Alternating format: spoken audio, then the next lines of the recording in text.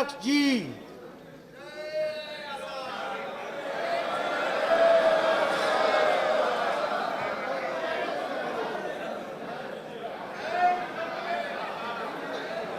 Yes. Item number 1, Sri Arun Jaitley ji to present.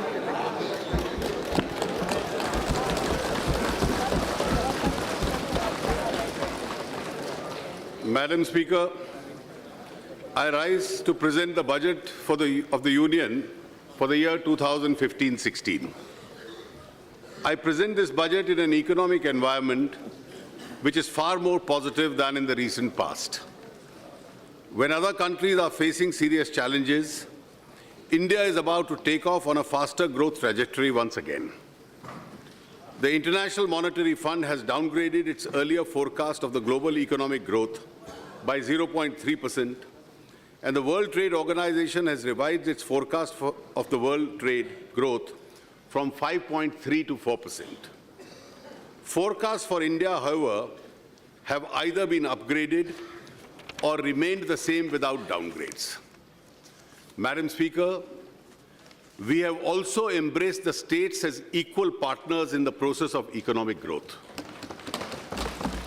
States have been economically empowered more than ever before.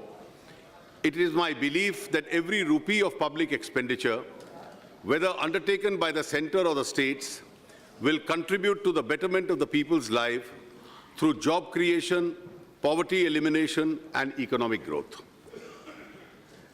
In the last 9 months, the NDA government, headed by Prime Minister Shri Narendra Modi, has undertaken several significant steps to energize the economy. The credibility of the Indian economy has been re-established. The world is predicting that it is India's chance to fly.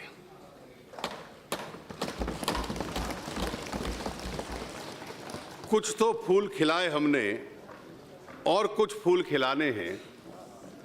मुश्किल ये है बाग में अब तक कांटे कई पुराने हैं।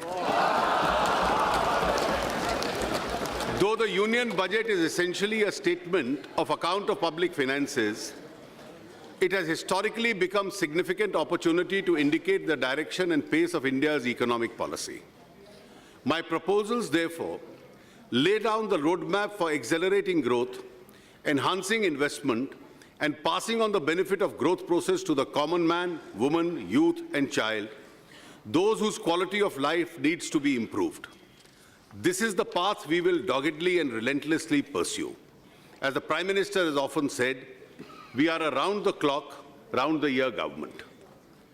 Madam, allow me to describe the changes of the Indian economy since we first took office. In November 2012, CPI inflation stood at 11.2%. The current account deficit by the first quarter of 2013-14 had reached 4.6% of GDP, and the normal foreign exchange flows until March 2014 were 15 billion US. We inherited a sentiment of, if I may say so, doom and gloom, and the investor community had almost written us off. We have come a long way since then. The latest CPI inflation is 5.1%, and the wholesale price inflation is negative. The current account deficit for the year is expected to be below 1.3% of GDP, based on the new series.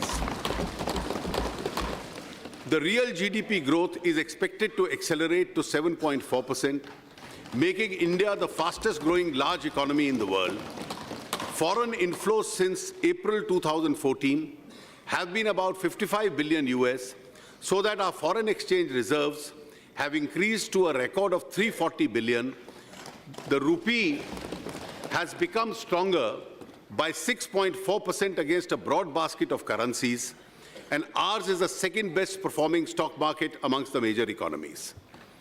In short, Madam Speaker, we have turned around the economy, dramatically restoring macroeconomic stability and creating conditions for sustainable poverty elimination, job creation, durable double-digit economic growth.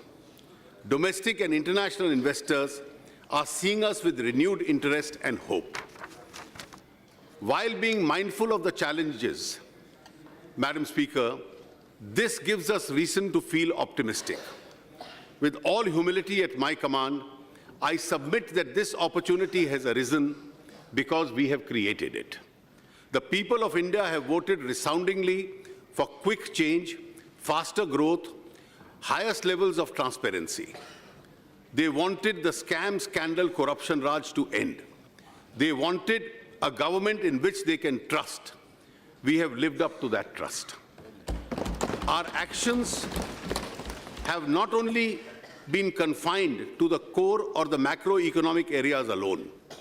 Illustratively, action has been taken with regard to allocation of natural resources, financial inclusion, health and hygiene of the common man, girls and their education, employment for the youth, improved and non-adversarial tax administration, effective delivery of benefits, investment and job creation, welfare of labor, agricultural productivity, and increasing farm incomes, power digital connectivity, skilling our youth, efficient and better work culture in our government, ease of doing business, mainstreaming northeastern states, and reviving our pride in the nation and culture.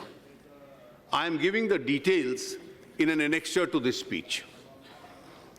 Madam Speaker, of the work that we have done, I would like to talk of 3 achievements as they demonstrate the quality and conviction of our government.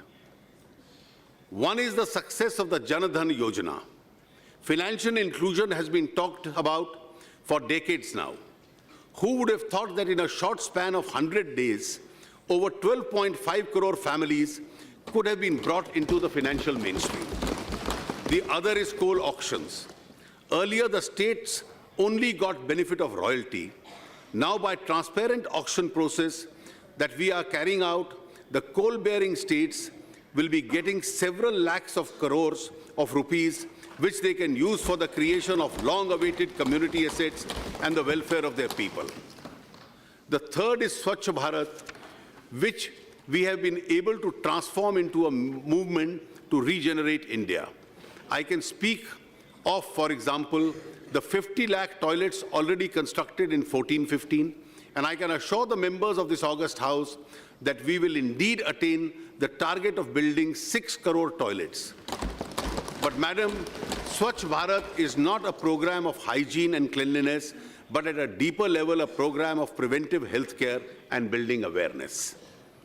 We have now embarked on 2 more game-changing reforms: GST and what the Economic Survey has called the JMAM Trinity, Janadhan Aadhaar Mobile, to implement the direct transfer of benefits. GST will put in place a state-of-art indirect tax system by 1st April 2016. The JAM Trinity will allow us to transfer benefits in a leakage-proof, well-targeted, cashless manner. Madam Speaker, one of the achievements of my government has been to conquer inflation. This decline, in my view, represents a structural shift. Going forward, we expect the CPI inflation to remain close to 5% by the end of the year. This will allow further easing of monetary policy. To ensure that our victory over inflation is institutionalized and hence continues, we have concluded a monetary policy framework agreement with the Reserve Bank of India, and as I had promised in my budget speech 14-15. This framework clearly states objective of keeping inflation below 6%. We will move to amend the RBI Act this year and provide for a monetary policy committee.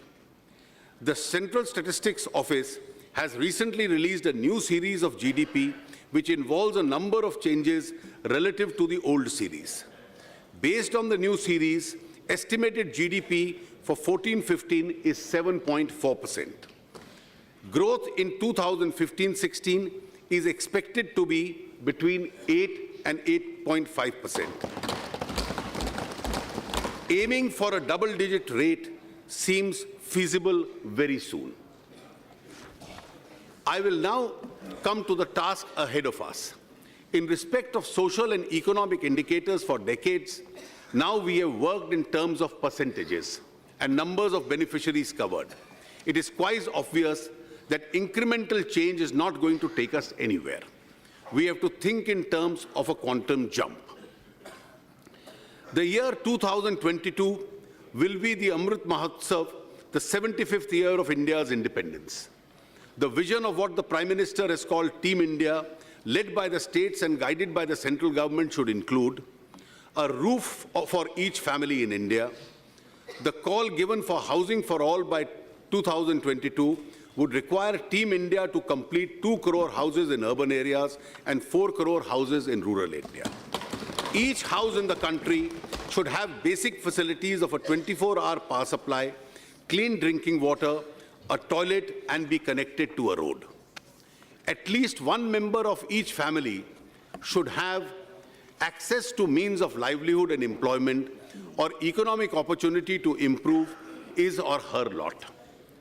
Substantial reduction of poverty. All our schemes should focus on and center around the poor. Each of us has to commit ourselves to this task of eliminating absolute poverty. Electrification by 2020 of the remaining 20,000 villages in the country, including the off-grid solar power generation. Connecting each of the 178,000 unconnected habitations by all-weather roads. This will require completing 1 lakh kilometers of roads currently under construction, plus sanctioning and building another 1 lakh kilometers of road. Good health is a necessity for both quality of life and a person's productivity and ability to support his or her family. Providing medical facilities in each village and city is absolutely essential. Educating and skilling our youth to enable them to get employment is the altar before which we must bow. To ensure that there is a senior secondary school within 5-kilometer reach of each child, we need to upgrade 80,000 secondary schools and add or upgrade 75,000 junior middle to the senior secondary level. We have also to ensure that education improves in terms of quality and learning outcomes. Increase in agricultural productivity and realization of reasonable prices of agricultural production is essential for the welfare of rural people. We should commit to increasing the irrigated area, improving efficiency of existing irrigation schemes, promoting agro-based industries and value addition, and increasing farm incomes and reasonable prices for farm produce. In terms of communication, the rural-urban divide should no longer be acceptable to us. We have to ensure connectivity to all villages without it. 2/3 of our population is below 35. To ensure that our young get proper jobs, we have to aim to make India the manufacturing hub of the world. The Skill India and the Make in India programs are aimed at doing this. We have also to encourage the growth and grow the spirit of entrepreneurship in India and support the new startups. Thus can our youth turn into being from job seekers to job creators. The eastern and northeastern regions of our country are lagging behind in development on many fronts. We need to ensure that they are at par with the rest of the economy.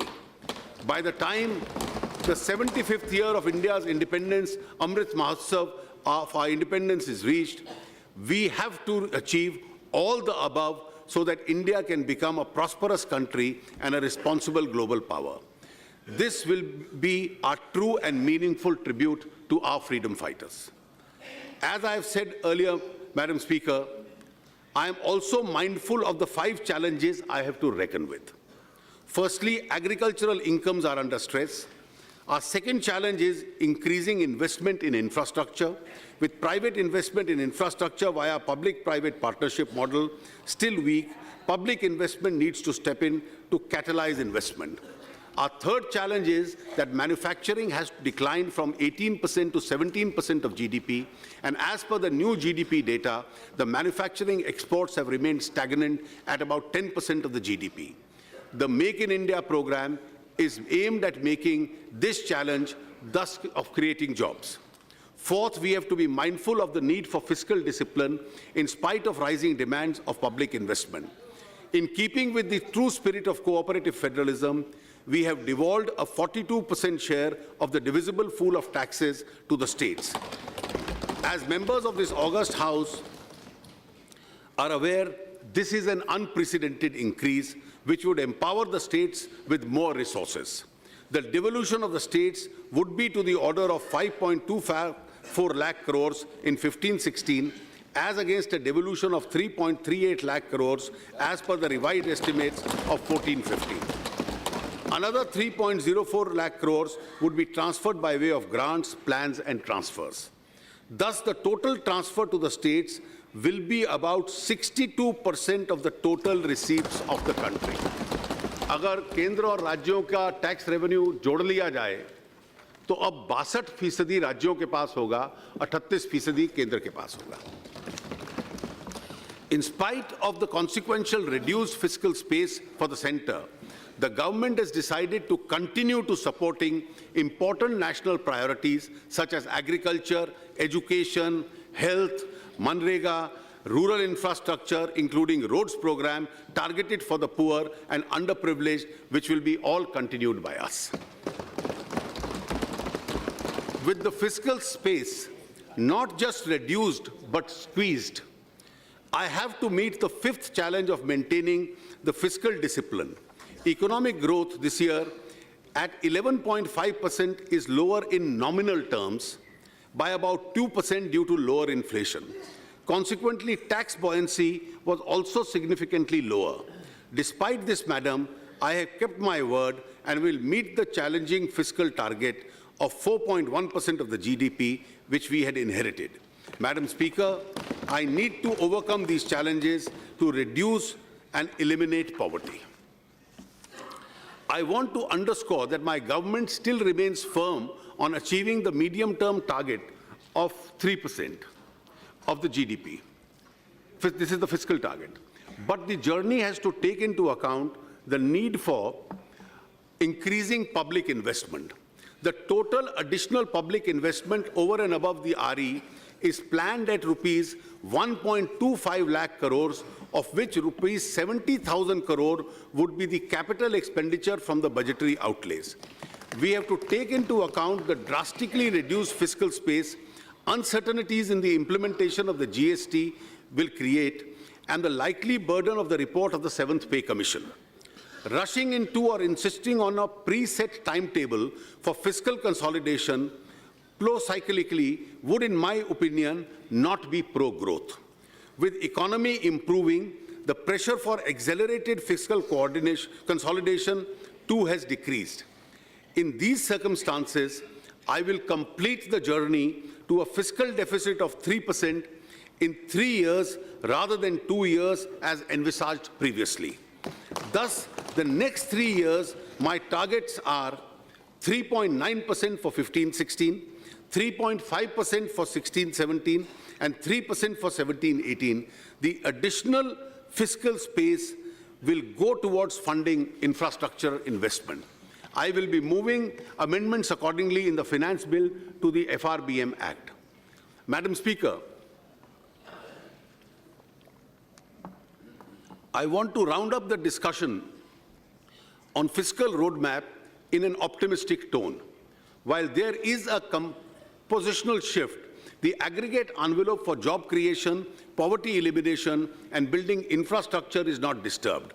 In fact, it goes up this year and every subsequent year in the same proportion as tax revenues of the Union and the state governments increase.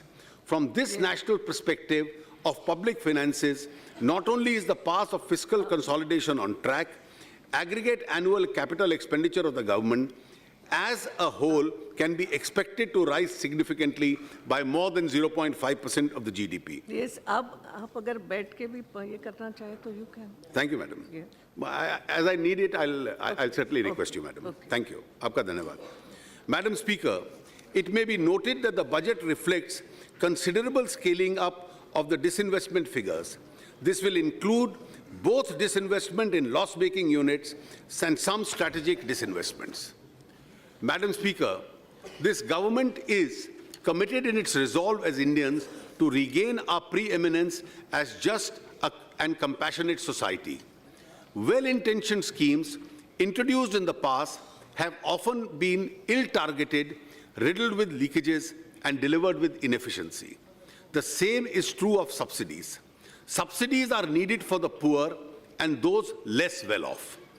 What we need is a well-targeted system of subsidy delivery. We need to cut subsidy leakage, not subsidies themselves. We are committed to the process of rationalizing subsidies based on this approach. We have embarked on that path. The direct transfer of benefits, started mostly in scholarship schemes, will be further expanded with a view to increasing the number of beneficiaries from the present 1 crore to 10.3 crores. Similarly, rupees 6,335 crore has so far been transferred directly as LPG subsidy to 11.5 crore LPG customers.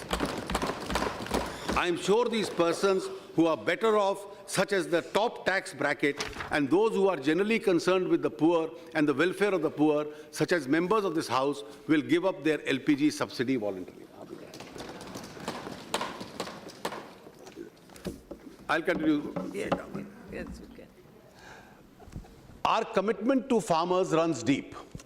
We have already taken major steps to address two major factors critical to the agricultural production: soil and water. An ambitious soil health card has been launched to improve the soil fertility on a sustainable basis.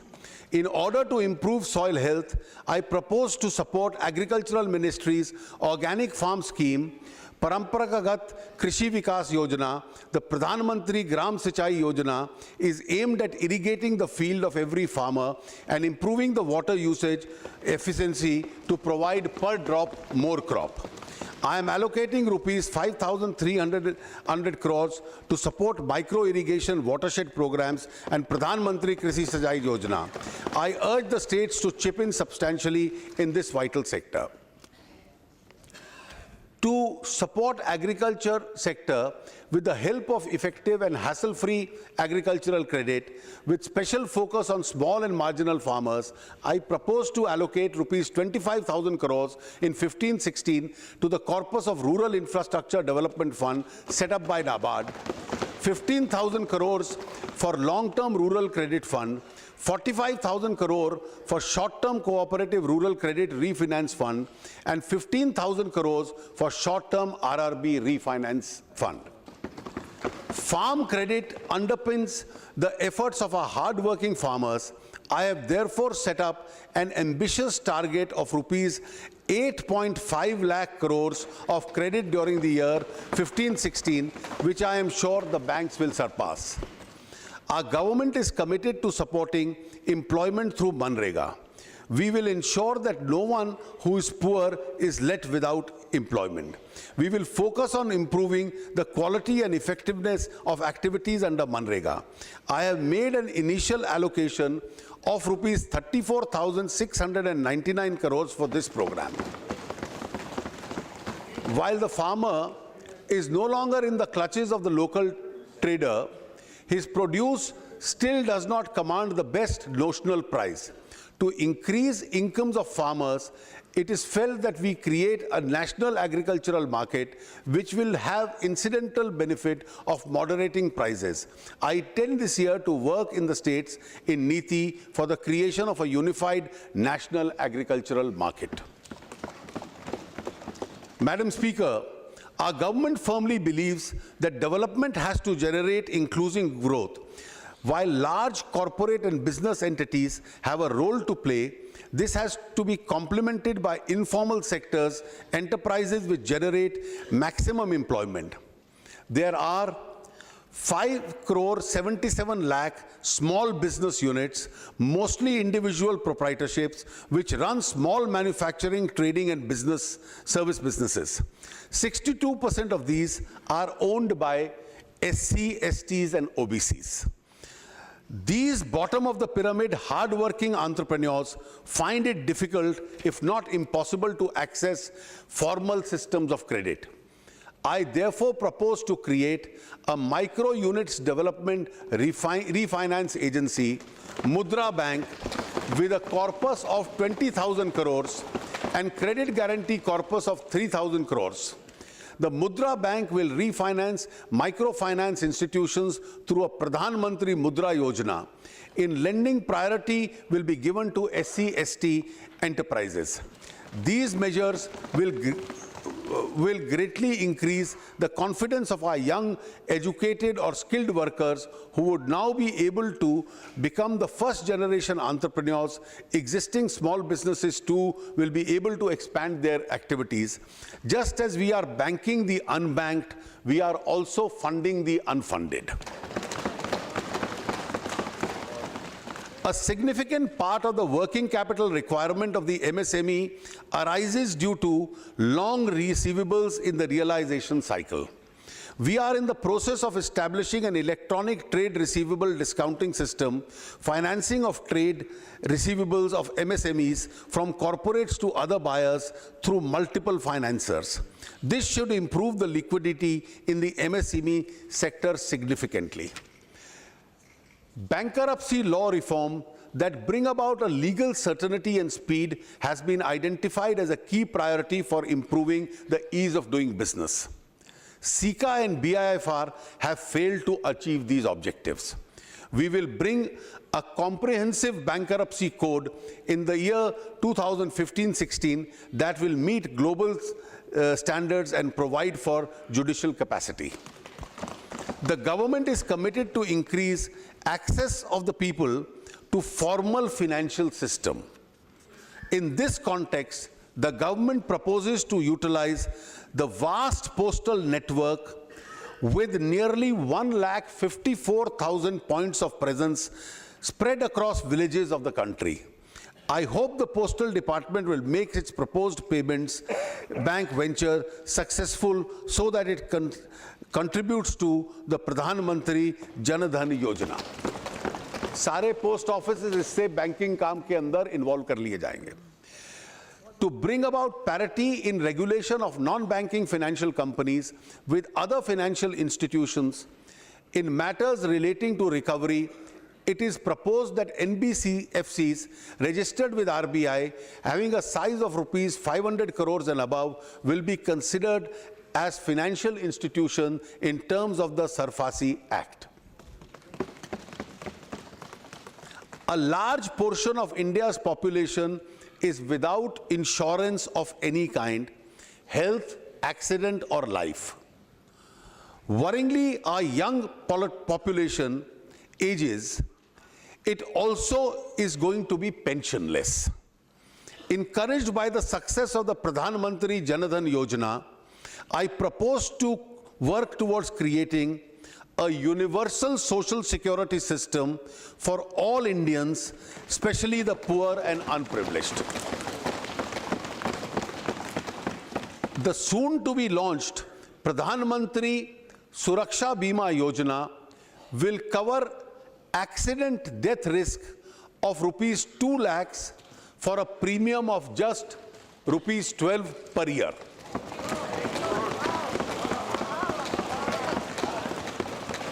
Madam, 1 रुपया महीना जो जनधन खाते से transfer होगा उससे 2 लाख की accident insurance हर गरीब आदमी को मिलेगी.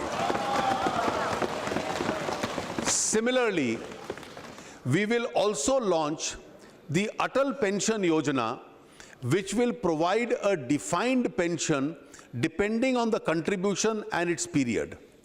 To encourage people to join this scheme, government will contribute 50% of the beneficiaries' premium, limited to rupees 1,000 each year for the 5 years in its new accounts opened before 31st December 2015. इसकी details आज सार्वजनिक की जाएंगी. हर महीने कोई गरीब आदमी contribute करे, उसमें से आधा सरकार देगी और 60 साल की उम्र से उसको पेंशन मिलनी आरंभ होगी. The third social security scheme I wish to announce is the Pradhan Mantri Jeevan Jyoti Bima Yojana, which will cover the natural and accidental death risk of rupees 2 lakhs. The premium will be rupees 330 per year or less than rupee 1 per day for the age group 18 to 50. Madam, there are unclaimed deposits of 3,000 crores in PPF and approximately 6,000 crores in EPF corpus. I have proposed to create a senior citizens welfare fund in the finance bill for appropriation of these amounts to a corpus which will subsidize the premiums of the vulnerable groups such as old age pensioners, BPL cardholders, small and marginal farmers and others. A detailed scheme would be issued in March this year. Madam Speaker, with regard to the needs and the population of senior citizens in the country, which is now approximately 10.5 crores, out of which over 1 crore are above the age of 80, 70% live in rural areas and a large number are in the BPL category. A sizable percentage of them suffer from age-related disabilities. Ours is a society that venerates its elders. I therefore propose a new scheme for providing physical aids and assisted living devices for senior citizens living below the poverty line. In sum, these social security schemes reflect our commitment to utilize the Jan Dhan platform to ensure that no Indian citizen will have to worry about illness, accidents, or penury in old age. Being sensitive to the needs of the poor and underprivileged and the disadvantaged, the government also remains committed to the ongoing welfare schemes of the SCs, STs, and women. Despite serious constraints on union finances, allocations this year have been made as follows. SCs 30,851 crores, STs 19,980 crores, women 79,258 crores. An integrated education and livelihood scheme called Nai Manzil will be launched this year to enable minority youth who do not have formal school leaving certificate to obtain one and find a better employment. Further, to showcase civilizational and culture of the Parsis, the Government of India will support in 2015-16 an exhibition, The Everlasting Flame. The allocation of the Ministry of Minority Affairs is being protected. The BE for the year 2015-16 is 3738 crores. Infrastructure. Madam, this is no secret that the major slippage in the last decade has been on the infrastructure front. Our infrastructure does not match our growth ambitions. There is a pressing need to increase public investment. I have therefore increased outlays on both roads and gross budgetary support to the railways by 14,031 and rupees 10,050 crores respectively. The capex of public sector units is expected to be 3,17,889 crores, an increase of approximately 80,844 crores over last year. In fact, all told, investment in infrastructure will go up by 70,000 crores in the year 15-16 over 14-15 from the Centre's fund and resources of the CPSCs. But madam, we need much more investment than adding 70,000 crores more. Secondly, I intend to establish a national investment and infrastructure fund, which finds monies to ensure an annual flow of 20,000 crores to it. 20,000 is what the government will be giving. This will enable the trust to raise debt in terms, invest as equity in infrastructure finance companies like the IRFC and the NHB. The infrastructure finance companies can then leverage this extra equity many folds.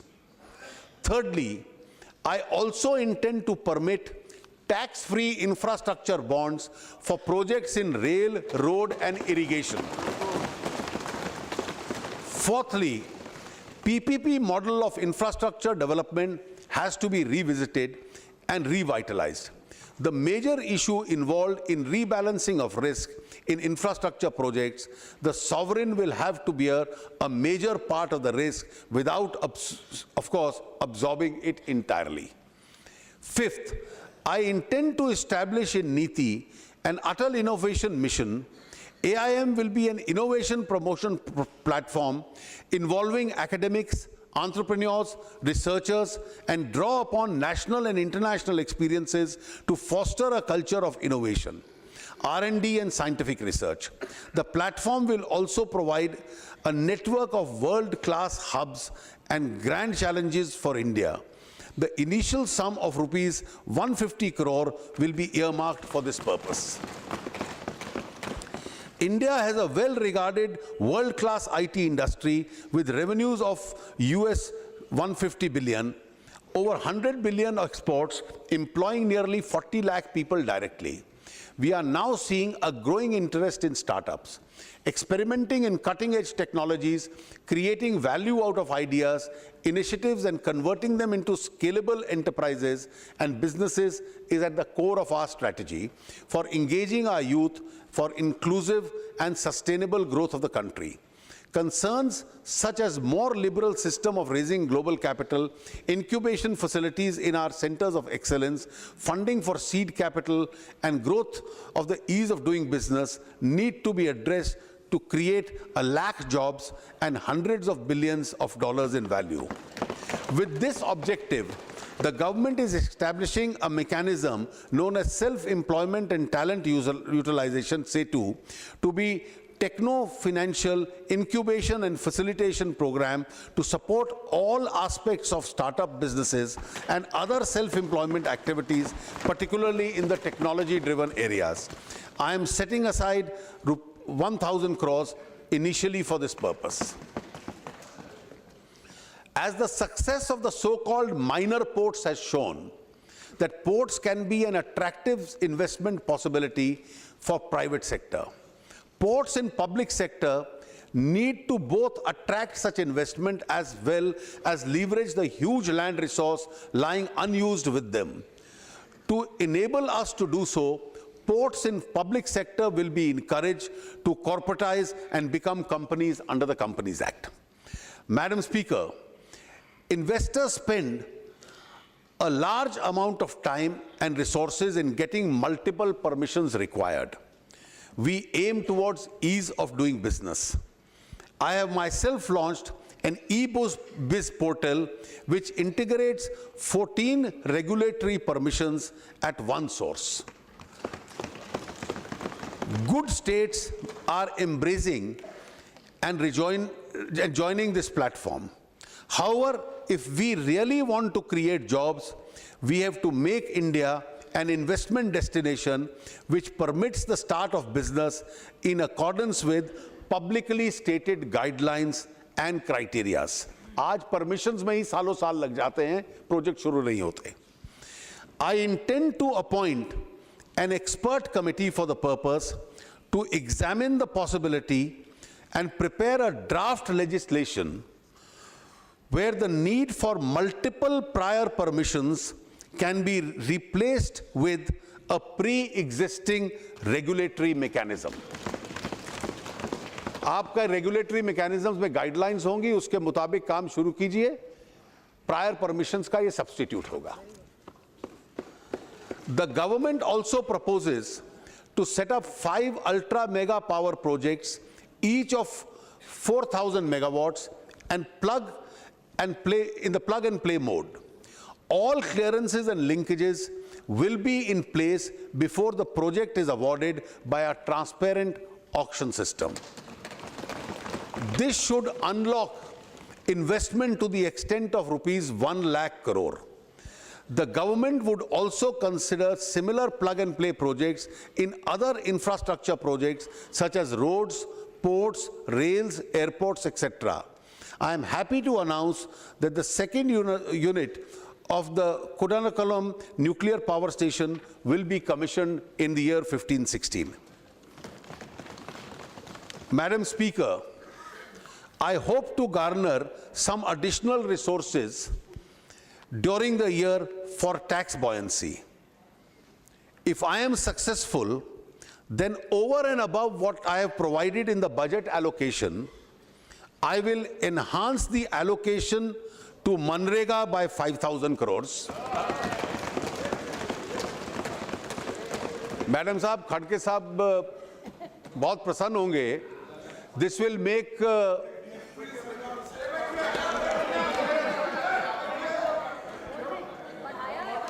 Please. I am responding. Why you are so much worried? Madam, this will have two features. This will make this year's allocation the highest ever in Manrega. सबसे अधिक होगी और उसके साथ साथ जो rural wages कम हो रही हैं उसको बढ़ाने में भी ये लाभ देगी. I will further be allocating to the integrated child development scheme another 1500 crores, to integrated child protection scheme another 500 crores, and to the Pradhan Mantri Krishi Sinchai Yojana another 3000 crores, and an initial inflow of rupees 5000 crores into the National Infrastructure Investment Fund, which I have just announced. Financial markets. One vital factor in promoting investment in India, including the infrastructure sector, is deepening of the Indian bond markets, which will have to bring at the same level as our world-class equity market. I intend to begin this process this year by setting up a public debt management agency, which will bring both India's external borrowings and domestic debt under one roof. I also propose to merge the Forward Markets Commission with SEBI to strengthen the regulation of the commodity forward market and reduce wild speculation. Enabling legislation amending Government Securities Act and the RBI Act is proposed in the Finance Bill. Capital accounts controls is a policy rather than a regulatory matter. I propose to amend through the Finance Bill Section 6 of FEMA to clearly provide that control of capital flows as equity will be exercised by the government. A properly functioning capital market also requires proper consumer protection. I therefore propose to create a task force to establish a sector-neutral financial redressal agency that will give grievances against all financial service providers that will address. I am also glad to inform the House that the work assigned to the Task Force on Financial Data Management Center, Financial Sector Appellate Tribunal, the Resolution Corporation, the Public Debt Management Agency are progressing satisfactorily. We have also received a large number of suggestions from the Indian Financial Code, which are currently being reviewed by the Justice Sri Krishna Committee. I hope sooner than later to introduce the Indian Financial Code in Parliament for consideration. Madam Speaker, this is just the beginning. I have a vision of putting in place a direct tax regime which is internationally competitive on rates, is without exemptions, incentivizes savings, and does not realize tax from intermediaries. Such a direct regime would be matched by a modernized indirect tax regime we are putting in place by way of GST and will bring both greater transparency and greater investment. Madam Speaker, with regard to the dormant Employees Provident Fund accounts and the claim ratios of the ESI is too well known to be repeated here, it has been remarked that both EPF and ESI have hostages rather than clients. Further, the low-paid worker suffers deductions greater than better-paid workers in percentage terms. With respect to Employees Provident Fund, the employee needs to be provided with two options. Firstly, the employee may opt for EPF or for the new pension scheme. Secondly, for employees below a certain threshold of income, contributions to EPF should be optional without affecting or reducing the employer's contribution. With respect to ESI, the employee should have the option of choosing either ESI or health insurance product recognized by the IDRA. We intend to bring amending legislation in this regard after stakeholder consultation. Madam, India is the largest consumer of gold in the world. It imports as much as 800 to 1,000 tons of gold each year. Those stocks of gold are estimated to be over 20,000 tons. Mostly this gold is neither traded nor monetized. I propose the following. 1. Introduce a gold monetization scheme which will replace both the present gold deposit and gold metal loans. The new scheme will allow depositors of gold to earn interest in their metal account and jewelers to obtain loans in their metal account. Banks and other dealers would also be able to monetize this gold. 2. Develop an alternative financial asset, a sovereign gold bond, as an alternative to purchasing metal gold. The bond will carry a fixed rate of interest and also be redeemable in cash in terms of face value of gold at a time of redemption by the holder of bond. 3. Commence work on developing the Indian gold coin which carries the Ashoka Chakra on its face. Such an Indian gold coin would help to reduce the demand for coins minted outside India and also help to recycle the gold available in the country. On way to curb the flow of black money is to discourage transactions in cash. Now majority of Indians has or can have a RuPay debit card. All Jan Dhan account holders have a RuPay debit card. I therefore announce very soon several measures that will incentivize credit or debit card transactions and disincentivize cash transactions. This will be in the direction of making India a cashless society. Alternative investment funds have been notified by SEBI.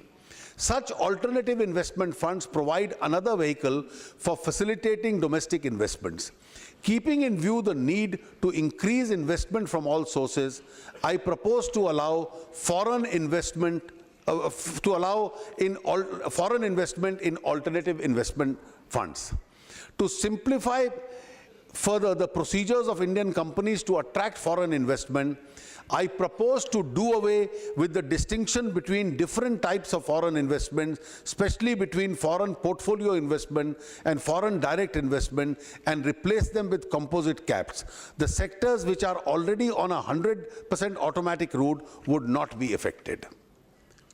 The Act East policy of the Government of India endeavors to cultivate extensive economic and strategic relations in Southeast Asia. In order to catalyze investment from private sector in this region, a project development company will, through separate special purpose vehicles, will set up manufacturing hubs in CMLV countries, namely Cambodia, Myanmar, Laos, and Vietnam. My government is committed to the safety and security of women.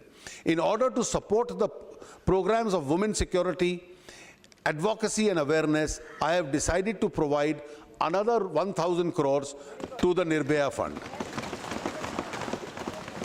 While India has 25 World Cultural Heritage Sites, their facilities are still deficient and require restoration, including landscape restoration, signage, interpretation, centers, parking, access for differently abled visitors. Amenities including securities, toilets, illumination, plans for benefiting communities and around them. I propose this year, and I hope this practice continues for next year's onwards also, to start working on these lines and develop with central support the following heritage sites. 1, the churches and convents of Old Goa. 2, Hampi in Karnataka, Elephanta Caves in Mumbai, Kumbhalgarh and other city forests of Rajasthan, Rani Ka Vav in Patan in Gujarat, Leh Palace Ladakh in Jammu and Kashmir, the Varanasi Temple Town, the Jallianwala Bagh at Amritsar, and the Kutub Shahi tombs at Hyderabad, Telangana. Wait. After the success,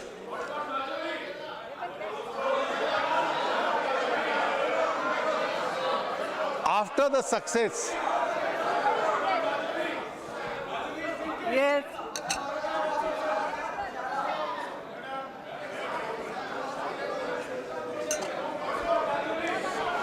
After the success of the visas on arrival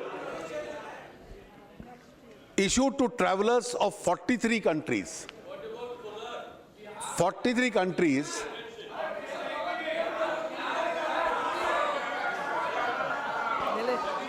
Madam, last year we had announced visas on arrival in 43 countries. The tourism in this country has increased. I propose to increase the countries covered under this scheme to 150 in different stages. Madam, as environment degradation hurts the poor more than others, we are committed to making our development process as green as possible. Our de facto carbon tax on most petroleum products compares favorably with international norms. With regard to coal, there is a need to balance between taxing pollution and the price of power. However, beginning this year, I intend to start on that journey too. My government is launching a scheme for faster adoption and manufacturing electric vehicles. I am proposing an initial outlay of 75 crores in this scheme for 15-16. The Ministry of New Renewable Energy has revised its target of renewable energy to 1,75,000 megawatts in 2022, comprising of 100,000 in solar, 60,000 in wind, 10,000 in biomass, and 5,000 of small hydro. Madam Speaker, we are putting the scam, scandal, and corruption raj behind us. Malfeasance in public procurement can perhaps be contained by having a procurement law and an institutionalized structure consistent with the UNCITRAL model law. I believe Parliament now needs to take a view on the need to have a procurement law, and if so, in what shape it should take. On the other hand, disputes arising out of public contracts take a long time to resolve and the process is very costly. इसकी वजह से projects अटके रहते हैं. My government proposes to introduce a public contracts resolution of disputes bill to streamline the institutional arrangement of such disputes, institutional arrangement for resolution of such disputes. There is also a need, I feel, to tackle the lack of common approach and philosophy in regulatory arrangements prevailing even within the different sectors of infrastructure. Our government therefore proposes to introduce a regulatory reform law and will bring about a category cogency of approach across various sectors of infrastructure. India is one of the youngest nations of the world with more than 54% of the total population below 25 years of age. Our young people have to be both educated and employable for the jobs of the 21st century. The Prime Minister has explained on how Skill India needs to be closely coordinated with Make in India. Yet today, less than 5% of our potential workforce gets formal skill training to be employable and stay employable. We will soon be launching a national skills mission through Skill Development and Entrepreneurship Ministry. The mission will consolidate skill initiatives spread across several ministries and allow us to standardize procedures and outcomes of our 31 sectors skill councils. With rural population still forming close to 70% of India's population, enhancing employability of rural youth is the key or to unlocking India's demographic dividend. With this in mind, we have launched the Deen Dayal Upadhyaya Gramin Kushal Yojana. Rupees 1,500 crores has been set apart for this scheme. Disbursement will be through a digital voucher directly into qualified student bank account. This year, when we will be entering the 100th birth anniversary of Pandit Deen Dayal Upadhyaya, the intention of the government is to celebrate the anniversary of the great nationalist in a befitting manner. A 100th birthday celebration committee will be announced soon and adequate resources provided for the same. With a view to enable all poor and middle class students to pursue higher education in their choice without constraint of funds, I propose to set up a fully IT-based student financial aid authority to administer and monitor scholarship, as also the educational loan scheme through the Pradhan Mantri Vidya Lakshmi Karyakram. We will ensure that no student misses out on higher education for lack of funds. Honorable members will remember that in the budget speech of July, I had indicated my intention to provide one major central institution to each state. Madam, इसमें कोई रह जाए तो साल के दौरान budget के बाद भी हम लोग कंसिडर कर लेंगे. In this fiscal year, I propose to set up an All India Institute of Medical Sciences in Jammu and Kashmir, Punjab, Tamil Nadu, Himachal Pradesh and Assam. Keeping in view the need to augment medical services in Bihar, jahan already AIIMS hai, I propose to set up another AIIMS-like institution in that state. I propose to set up an IIT in Karnataka, upgrade the Indian School of Mines Dhanbad to a full IIT.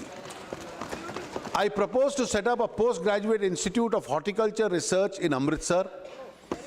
IIMs will be set up in Jammu and Kashmir and Andhra Pradesh. In Kerala, I propose to upgrade the existing National Institute of Speech and Hearing into a University of Disability Studies and Rehabilitation. I am also proposing 3 new national institutions of pharmaceutical education and research in Maharashtra, Rajasthan and Chhattisgarh, and institutions of science and educational research in Nagaland and Odisha.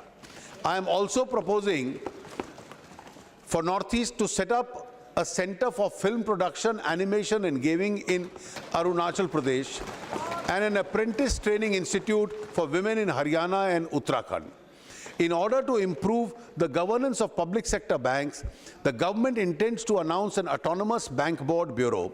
The bureau will search and select heads of public sector banks and help them in developing differentiated strategies of capital raising plans through innovative financial methods and instruments. This would be an interim step toward establishing a holding and an investment company for banks. Madam, I would like to inform the House that we are making good progress on Digital India. The National Optical Fiber Network of 7.5 lakh kilometers, networking 2.5 lakh villages, is being further speeded up by allowing willing states to undertake its execution on reimbursement of cost as determined by the Department of Telecommunication. Andhra Pradesh is the first state to have opted for this manner of implementation. As members are aware, in making a recommendation, the Finance Commission has not distinguished between special category and other states.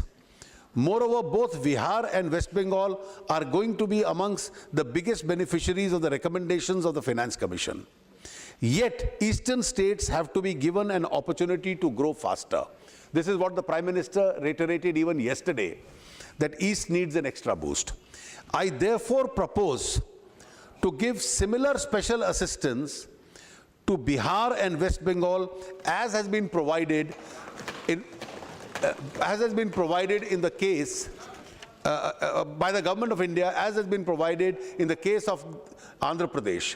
As regards Andhra Pradesh and Telangana, the government is committed to comply with all legal commitments to these states at the time of reorganization. In spite of large devolution of states to the states, which implies reduced fiscal space for the center, in the same proportion, we are committed to the welfare of the poor and neo-middle class.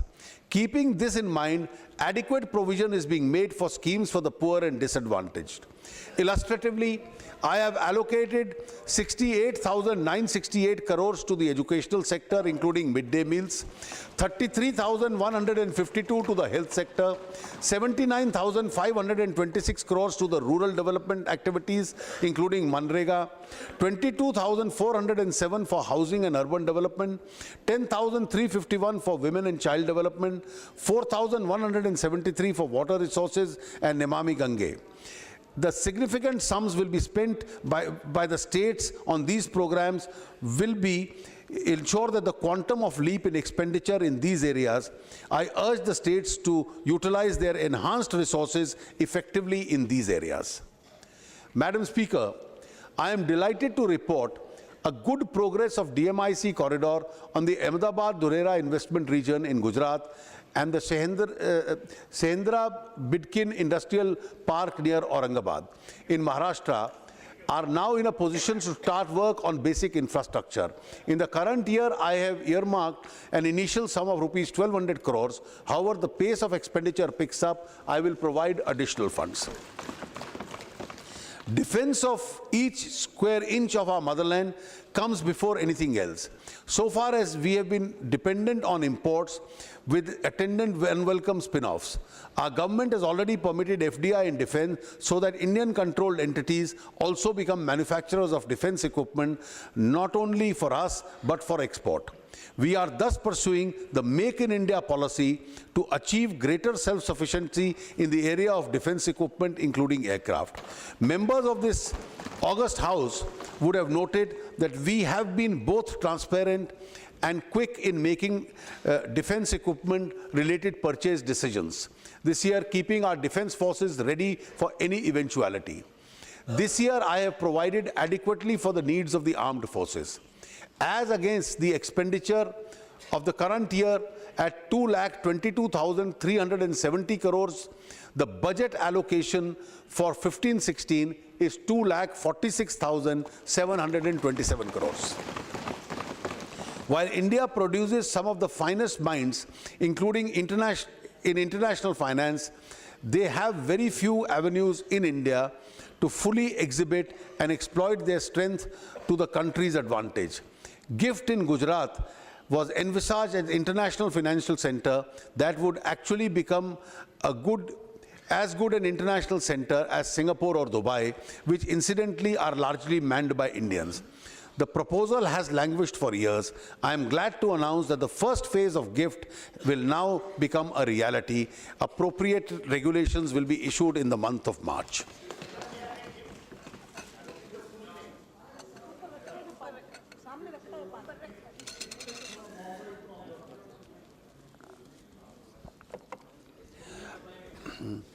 For the resolution of commercial disputes, the government proposes to set up exclusive commercial divisions in various high courts in India based on the recommendations of the 253rd report of the Law Commission. The government proposes to introduce a bill in Parliament after consulting stakeholders. Madam Speaker, the government will, during the course of this session, also place before the Parliament required bills to convert ordinances issued by the government into acts of Parliament. I will now turn to the budget estimates for the year 15-16. Non-planned expenditure estimates for the year are estimated at 13,12,200 crores. Planned expenditure is estimated at 4,65,277 crore, which will be near to the RE of 2014-15. Total expenditure has been estimated at 17,77,477 crores. The requirements of expenditure on defense, internal security, and other necessary expenditures are being provided. Gross tax receipts are estimated at 14,49,490 crores. Devolution to the states is estimated to be at 5,23,958 crores. Share of the central government will be 9,19,842 crores. Non-tax revenues for the next fiscal are estimated to be 2,21,733 crores. With the above, the fiscal deficit will be 3.9% of GDP and revenue deficit will be 2.8% of GDP. Madam Speaker, I now turn to my tax proposals. Taxation is an instrument of social economic engineering. Tax collections help the government to provide education, healthcare, housing, and other basic facilities to the people to improve their quality of life and to address the problems of poverty, unemployment, and slow development. To achieve these objectives, it is our endeavor in the last 9 months to foster a stable taxation policy, a non-adversarial tax administration. A very important dimension to our tax administration is the fight against the scourge of black money. A number of measures have already been taken in this direction. I propose to do much more. We need to revive growth and investment to ensure that more jobs are created for our youth and benefits of development reach millions of our people. We need to enable tax policy for this. I have already introduced a bill to amend the Constitution of India for goods and services tax in the last session of this August House. GST is expected to play a transformative role in the way of our economy functions. It will add buoyancy to our economy by developing a common Indian market and reducing the cascading effect of the cost of goods and services. We are moving on various fronts to implement GST from next year. We need to match this transformative piece of legislation in indirect taxation and transformative measures in direct taxation. The basic rate of corporate tax in India is 30%. It is higher than the rates prevalent in other major Asian countries, making our domestic industry uncompetitive. Moreover, the effective collection of corporate tax is only 23%. We lose out on both counts. We are considered as having a high corporate tax regime, but we do not get that tax due to excessive exemptions. A regime of exemptions has led to pressure groups, litigations, and loss of revenue. It has also given room for avoidable discretion. I therefore propose to reduce the rate of corporate tax for 30% to 25% over the next 4 years. This will lead to higher level of investment, higher level of growth, and more jobs. This process of reduction has to be necessarily accompanied by rationalization and removal of various kinds of exemptions and incentives for corporate taxpayers, which incidentally account for a large number of tax disputes. I wanted to start the phased reduction of corporate tax and the phased elimination of exemptions right away. But I thought it would be appropriate to give advance notice of these changes, which will start from next financial year onwards. Our stated policy is to avoid surprises and instability in tax policy. Exemption to individual taxpayers will, however, continue since they facilitate savings and get transferred to investment and economic growth. While finalizing my tax proposals, I have adopted certain broad themes, which include measures to curb black money, job creation through revival of growth and investment and promotion of domestic manufacturing and Make in India, minimum government and maximum governance to improve the case of doing business, benefits to middle-class taxpayers, improving the quality of life and robust health through Swachh Bharat initiatives, standalone proposals to maximize benefits to the economy. Madam Speaker, the first and foremost pillar of my tax proposals is to effectively deal with the problem of black money, which eats into the vitals of our economy and society. The problem of poverty and inequity cannot be eliminated unless generation of black money and its concealment is dealt with effectively and forcefully. In the last 9 months, several measures have been initiated in this direction. A major breakthrough was achieved in October 2014 when a delegation of the Revenue Department visited Switzerland and Swiss authorities agreed to provide information in respect of cases independently investigated by Income Tax Department, confirm the genuineness of bank accounts and provide non-banking information, provide such information in a time-bound manner, commence talks with India for automatic exchange of information between the two countries at its earliest. Investigation into cases of undisclosed foreign assets has been accorded the highest priority, resulting in detection of substantial amounts of unreported income.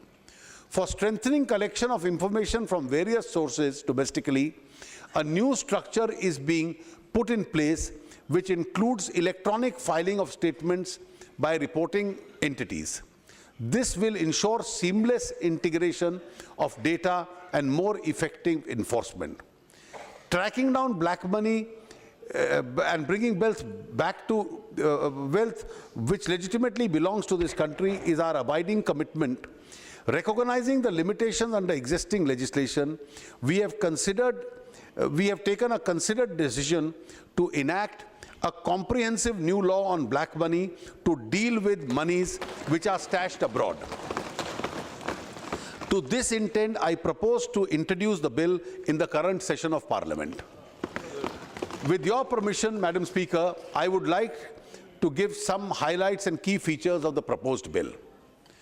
Concealment of income and asset and evasion of tax in relation to a foreign asset will be prosecutable with punishment of rigorous imprisonment up to 10 years. This offence will be made non-compoundable. The offender will not be permitted to approach the Settlement Commission. Penalty for such concealment of income and assets will be at the rate of 300% of the tax shall be levied. Non-filing of return or filing of return with inadequate disclosures of foreign asset will be liable for prosecution and punishment of rigorous imprisonment up to 7 years. Income in relation to undisclosed foreign asset or undisclosed income from any asset will be taxable at the maximum marginal rate. Exemption or deduction which may otherwise be applicable in such cases shall not be allowed. Beneficial owner or beneficiary of foreign asset will be mandatorily required to file a return even if there is no taxable income. Abettors of such offences, whether individuals, entities, banks or financial institutions, will be liable for prosecution and penalty. Date of opening of foreign account would mandatorily be required to be specified by the assessee in the return of income. The offence of concealment of income, of evasion of tax in relation to foreign asset will be made a predicate offence under the Prevention of Money Laundering Act.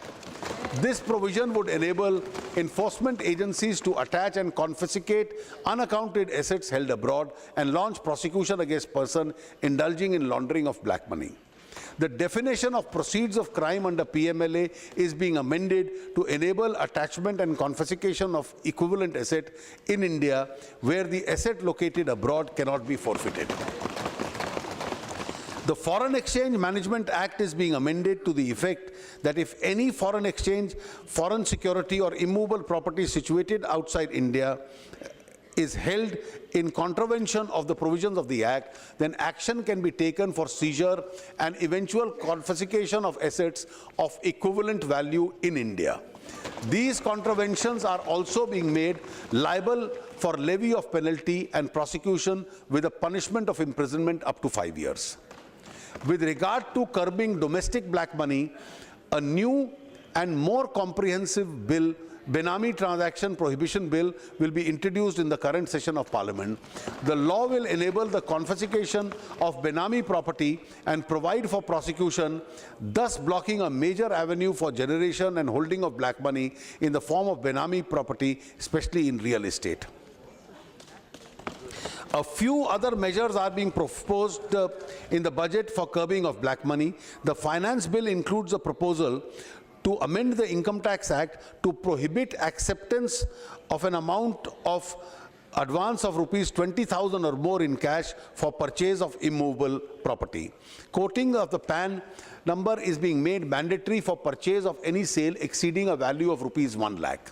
The third parties reporting entities would be required to furnish information about foreign currency sales, cross-border transactions. Provisions are also being made to tackle splitting of reportable transactions.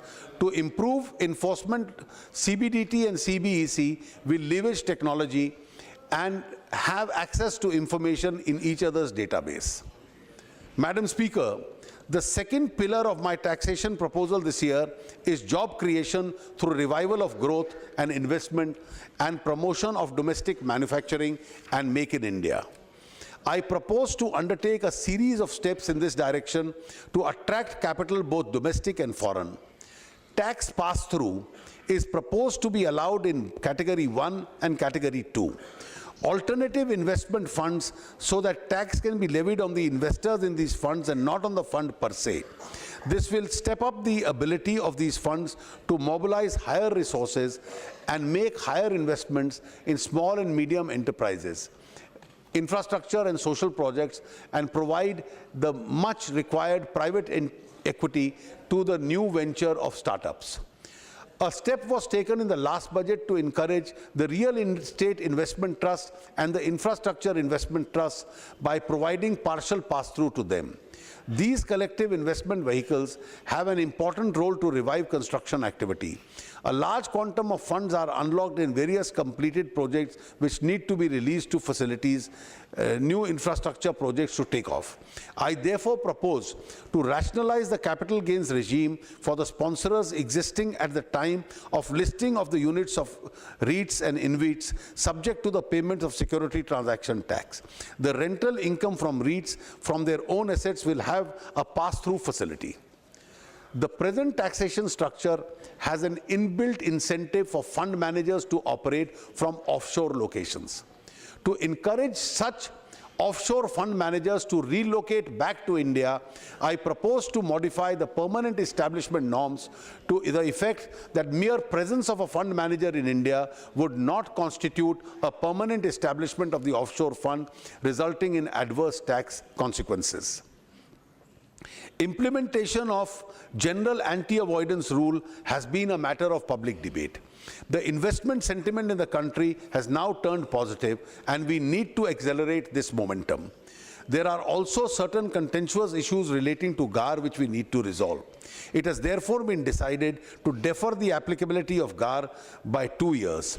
Further, it has also been decided when implemented that GAR would apply prospectively to investments made on or after 1/4/2017. Today, I see a lot of young entrepreneurs running businesses, ventures, and wanting to start new ones. They need latest technology. Therefore, to facilitate technology inflow into the businesses at low cost, I propose to reduce the rate of income tax on royalty fees for technical services from 25% to 10%. To generate employment opportunities, it is proposed to extend the benefit of deduction of employment of new regular workmen to all business entities. The eligibility threshold of minimum 100 workmen is being reduced to 50. The role of indirect taxes has also been very important in the context of promotion of domestic manufacturing and Make in India. In indirect taxes, therefore, I propose to reduce the rate of basic custom duty on certain inputs, raw material, intermediates, and components in all 22 items so as to minimize the impact of duty inversion and reduce manufacturing costs in several sectors. Some of these changes will address the problem of Senvet credit accumulation due to the levy of SAD. I propose to fully exempt all goods except populated printed circuit boards for the use in manufacturing of the ITA bound items from SAD and reduce the SAD on imports of certain other inputs of raw materials subject to the actual user condition. These changes are detailed in an annexure to my budget speech. My next proposal is regarding minimum government and maximum governance, with focus on the ease of doing business and simplification of tax procedures without compromising on tax revenues. The total wealth tax collection in the country is 1,008 crores in 13-14. Should a tax which leads to high cost of collection and low cost and low yield be continued, or should it be replaced with a low cost, higher yield tax? The rich and wealthy must pay more tax than the less affluent ones. I have therefore decided to abolish wealth tax and replace it with an additional 2% surcharge on the super rich with a taxable income of over rupees 1 crore. This will lead to tax simplification and enable the department to focus on ensuring compliance and widening of the tax base. As against a tax sacrifice of 1,008 crores, through this measure, the department would be collecting an additional rupees 9,000 crores on the 2% additional surcharge. Further, to track wealth held by individuals and entities, the information regarding assets which are currently required to be furnished in the wealth tax return will be captured in the income tax returns. This will ensure the abolition of wealth tax does not lead to escape of any income from the tax net. The provisions relating to indirect transfers of income tax, which is a legacy from the previous government, contains several ambiguities. This provision is being suitably cleaned up. Further concerns regarding applicability of indirect transfers, provisions to dividends paid by foreign companies to their stakeholders will be addressed by the CBDT through a clarificatory circular. These changes would eliminate the scope for discretionary exercise of power and provide a hassle-free structure to the taxpayers.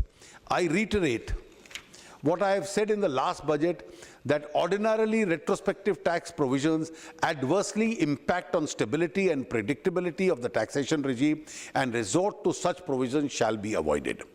Further, to reduce associated hassles to smaller taxpayers and compliance of cost in domestic transfer pricing, I propose to increase the threshold limit from rupees 5 crores to 20 crores.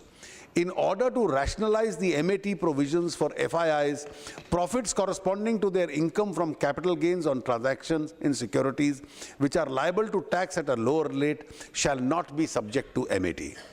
The Tax Administration Reforms Commission has given a number of recommendations to improve administration in tax department. These recommendations are in the advanced stage of examination and will appropriately be implemented during the course of the year.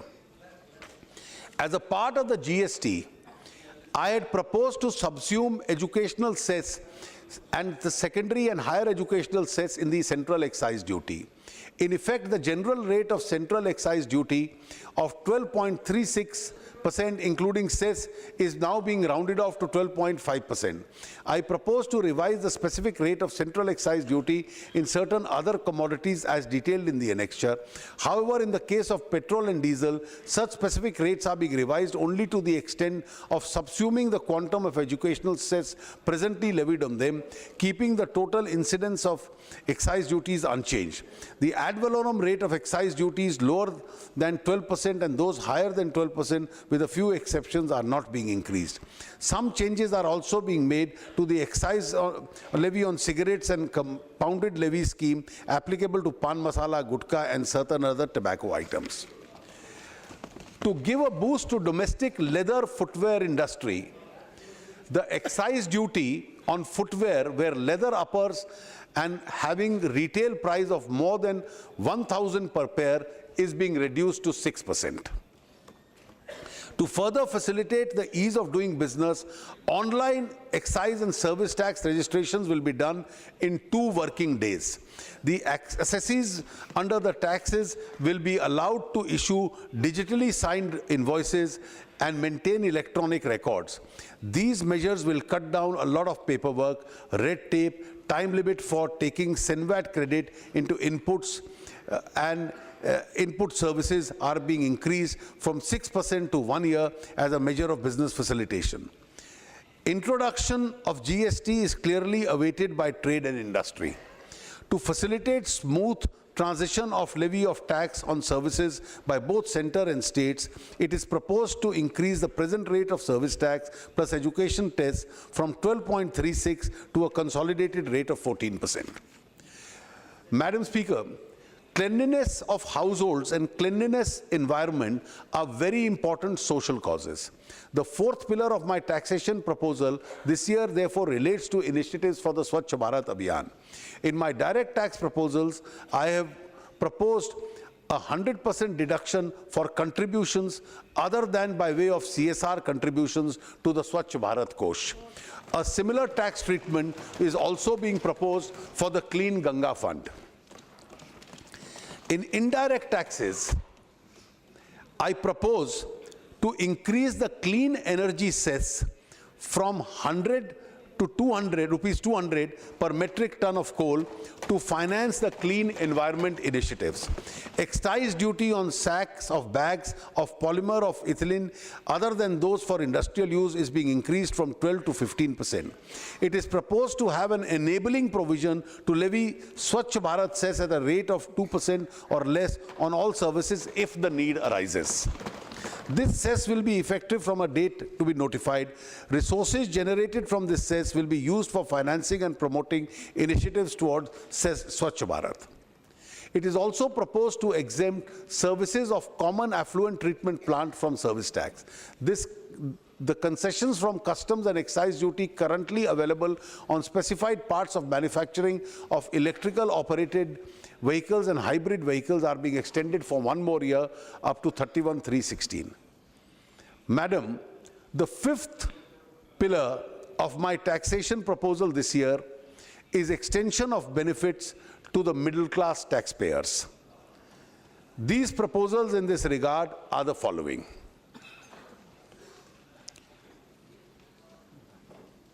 Increase in limit of deduction of health insurance premium from 15,000 to 25,000 rupees. Madam, this is being done to encourage people to take health insurances as a part of our social security program. This will also enable a tax rebate. For senior citizens, this limit will be increased to 30,000 from the existing 10,000. For very senior citizens of the age of 80 years or above who are not covered by health insurance, deduction of rupees 30,000 towards expenditure incurred on their treatment will be allowed. हर वरिष्ठ नागरिक को 30,000 रुपए का सालाना deduction medical treatment का मिलेगा. The deduction limit of 60,000 towards expenditure on account of specified diseases of serious nature is proposed to be enhanced to 80,000 in the case of senior citizens. Additional deduction of 25,000 will be allowed for differently abled persons under Section 80DD and Section 80U of the Income Tax Act. The limit of deduction on account of contribution to a pension fund and the new pension scheme is proposed to be increased from rupees 1 lakh to 1,50,000 each year. The next proposal, madam, is important. To provide social safety net, the facility of pension to individuals, an additional deduction of rupees 50,000 is proposed to be provided for contribution to the new pension scheme under Section 80CCD. This will enable India to become a pensioned society instead of a pensionless society. तो अपने जीवन के earning काल में जो भी pension fund को 50,000 रुपए तक देगा सालाना, उसको टैक्स की उस वर्ष की छूट मिलेगी ताकि ये आगे जाके वरिष्ठ आयु में उसकी पेंशन बन सके. Investments in the Sukanya Smriddhi scheme, which was recently launched by the Prime Minister, is already eligible for deduction under 80C. All payments made for the beneficiaries, that is the girl child, including interest payment on deposits, will be fully exempted from tax.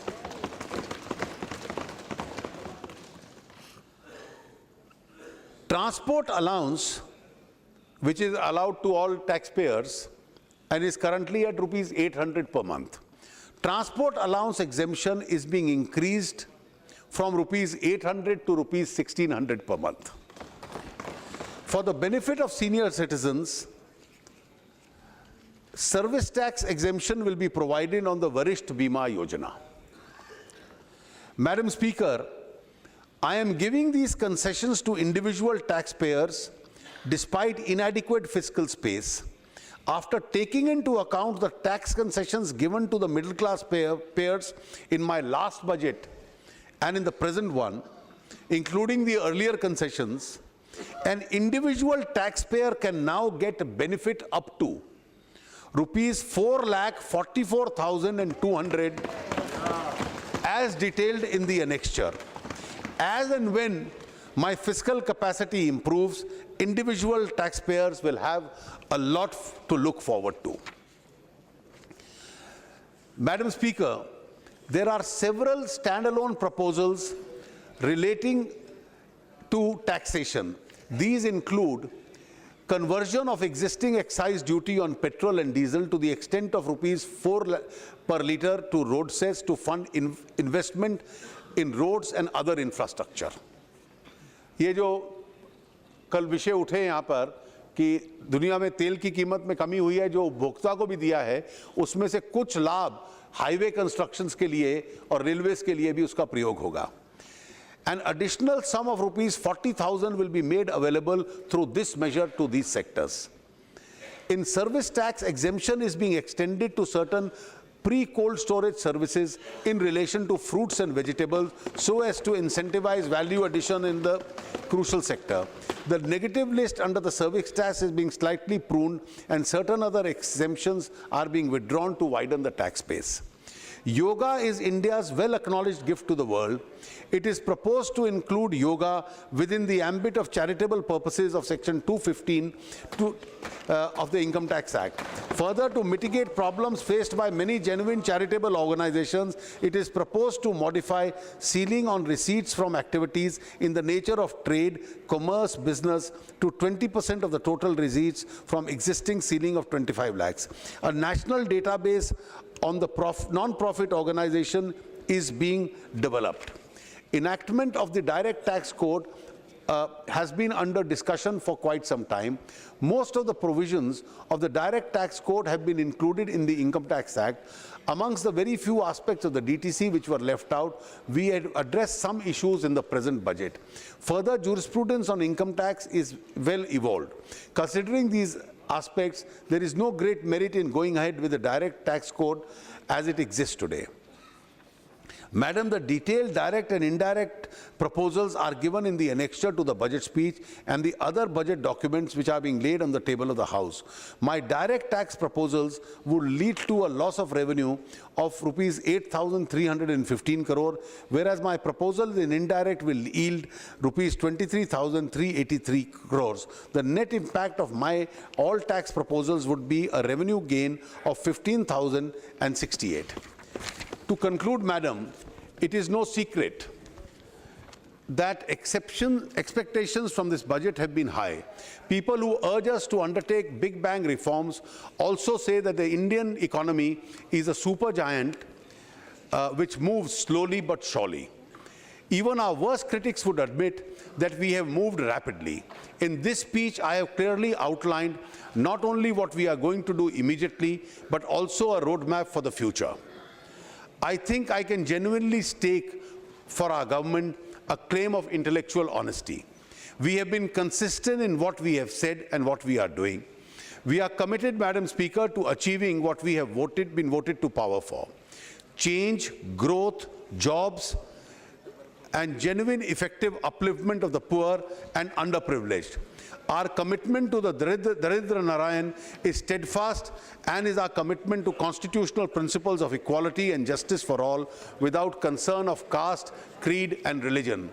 This is in the spirit of the Upanishads inspired mantra, Om Sarve Bhavantu Sukhina, Sarve Santu Niramaya, Sarve Bhadrani Paschyantu, Ma Kaschit Dukh Bhag Bhavet. With these words, Madam, I commend the budget to this Honorable House. Sri Arun Jaitley. Please. To lay on the table the statements under section 2. Fiscal responsibility. Madam Speaker, yes. I wish to present a statement of the estimated receipts and expenditure of the Government of India for the year 2015-16. Now to move for leave to introduce the final. Madam Speaker, I beg to lay on the table of the House the following statements under Section 3(1) of the Fiscal Responsibility and Budget Management Act 2003. 1. Macroeconomic Framework Statement. 2. Medium-term Fiscal Policy Statement. And 3. Fiscal Policy Strategy Statement. Yes. Now to move for leave to introduce the finance bill, please. Sri Jaitley, move to introduce the finance bill. Madam, I move for leave to introduce the Finance Bill 2015. Yes. The question is that leave be granted to introduce the finance bill 2015. Those in favor may say aye. Those against may say no. I think the ayes have it. The ayes have it. The leave is granted. The minister may now introduce. Madam, I introduce the bill. Yes. Honorable members, one observation. Many members have demanded that the sitting fixed on Thursday, the 5th March, be cancelled on account of Holi. सबने निवेदन किया था कि 5 तारीख को sitting नहीं हो। आप सबका निवेदन स्वीकृत करते हुए मैं अनाउंस कर रही हूँ कि 5 मार्च को जो सिटिंग हाउस का था वो कैंसिल कर दिया जाता है। The House stands adjourned to meet again on Monday, the 2nd March 2015, 11 a.m.